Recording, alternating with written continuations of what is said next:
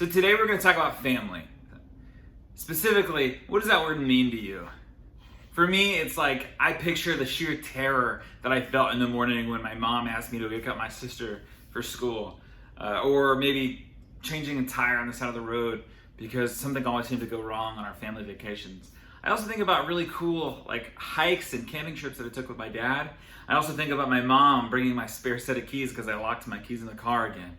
Seriously, I have it all the time in high school. Anyway, the word family, it's kind of complicated because it reminds us of really great times. It also reminds us of really difficult times. Sometimes it reminds us of just the weirdest times. It means so many different things to so many different people. To some, it could mean a mom and a dad and siblings. To others, an aunt and uncle, or grandparents, or step-parents, or whatever. It means a lot of things. But they all have one thing in common, it's this. Family is complicated. Whenever you put a bunch of different personalities under the same roof, things can get difficult quickly. People have different opinions, preferences, needs, ways of communicating. It's a recipe for disaster, and if I had to guess, I think each of us has experienced a disaster or two with our families. So Jesus and his disciples became kind of like a tight-knit family. And I want to take a look at a story from John 13 that shows what it truly means to love our family well. In John 13, Jesus is having a final meal with his disciples, but nobody knows this but him. Not that he's having a meal with them, they know that. They don't know it's their last one. And it had to be a very complicated time for Jesus. So this is in John 13. And verse 1 says, It was just before the Passover festival. Jesus knew that the hour had come for him to leave this world and go to the Father. Having loved his own who were in the world, he loved them to the end. So just like you love your complicated family, Jesus loved his disciples. They didn't do everything right. They certainly didn't do everything right. But Jesus still loved them. Knowing his time with them was coming to the end, I want you to listen to what he did. This is in verses 3-5. Jesus knew that the Father had put all things under his power, and that he had come from God and was returning to God.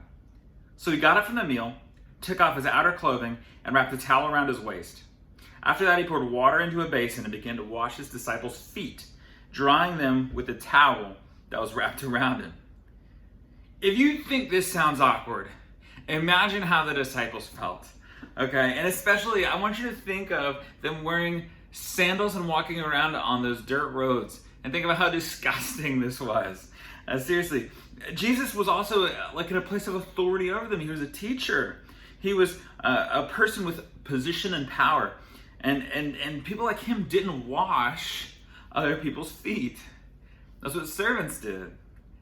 So the disciples didn't know how to respond to Jesus' crazy act of kindness and service to them. He went on to explain that one of them would betray him, and told Peter in front of everyone that Peter would deny his friendship with Jesus altogether. It's a complicated moment. Lots of competing emotions, and with all that happening, Jesus tells his disciples, a new command I give you, love one another as I have loved you, so you must love one another. By this, everyone will know that you are my disciples if you love one another. Are you sensing the repetition there? Jesus wants you to love one another. He's saying, you remember all that stuff I just did and how it made you really uncomfortable, but also it was this really powerful moment?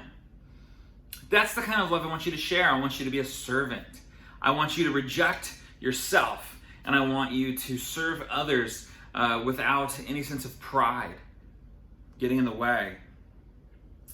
I want you to do that for one another to show the kind of love, service, and devotion that I did. And by showing that kind of love, everyone around you will know that you're mine. They'll know that you're my followers. That's kind of what he's saying. So in other words, how will people know that you are a follower of Jesus? What will show the people closest to you that you follow God? What will the people around you see that tells them about your faith? And here's the simple answer: love. It's important to remember that people in Jesus' family betrayed him. They ghosted him. They denied him. His own brother, James, He didn't even think Jesus was the Son of God until after he was resurrected. Yet he still tells us to love. Demonstrating love in difficulty changes you. It makes you more like Christ. And that should be the goal for all of us. God wants us to use our family, the good and the bad, as something that grows our ability to love. Why? Because love is what matters most. So 1 Corinthians 13:4-7, it says this, love is patient, love is kind, it does not envy, it does not boast, it is not proud, it does not dishonor others, it is not self-seeking, it is not easily angered, it keeps no record of wrongs. Love does not delight in evil, but rejoices with the truth. It always protects, always trusts, always hopes, always perseveres. That's 1 Corinthians 13:4-7. I encourage you to read it on your own. In other words, if you want your faith to help your family, then show as much love as you can. It never fails, I promise. Think of it this way, when it comes to your faith and your family, love matters most. I want to challenge you to go back and read that passage, 1 Corinthians 13:4-7. Pick one of those qualities of love, and I want you to try to apply it to your life this week. And let me know. Tell me, what is your week like when you try to apply it and try to love people in that way? I really think it'll change your week.